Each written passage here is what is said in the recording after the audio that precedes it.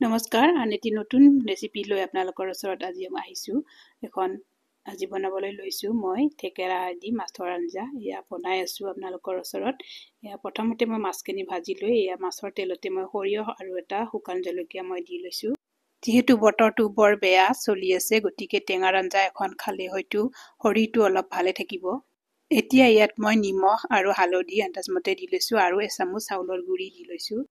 লগতে মই এটা বইল আলু ইয়াত দি লৈছোঁ, কাৰণ আঞ্জাখন অলপ ঘন হ'ব লাগিব। আৰু ইয়াত মই থেকেৰা টেঙাখিনি পানীত তিয়াই থৈছিলোঁ আৰু সেইখিনিও মই ইয়াত দি অলপ লৰাই দিছোঁ। আৰু ইয়াত মই জোখমতে পানী অলপ দি ল'ম। আৰু পানীখিনি দি উঠি মই ভজা মাছখিনিও ইয়াত দি অকণমান লৰাই অলপ সময়ৰ কাৰণে ঢাকনিখন লগাই থ'ম। এতিয়া মই ঢাকনিখন গুচাই আঞ্জাখন লৰাই চাইছোঁ যে আঞ্জাখন ধুনীয়া ঘন হৈ উঠিছে। আৰু ইয়াত মই শেষত ধনিয়া পাত অলপ মই ছটিয়াই আঞ্জাখন নমাই থ'ম। আপোনালোকে হয়তো এই থেকেৰা টেঙাৰ আঞ্জা সদায় বনায়ে খায়, কিন্তু আজি ময়ো বনাইছোঁ বতৰটো বৰ বেয়া কাৰণে।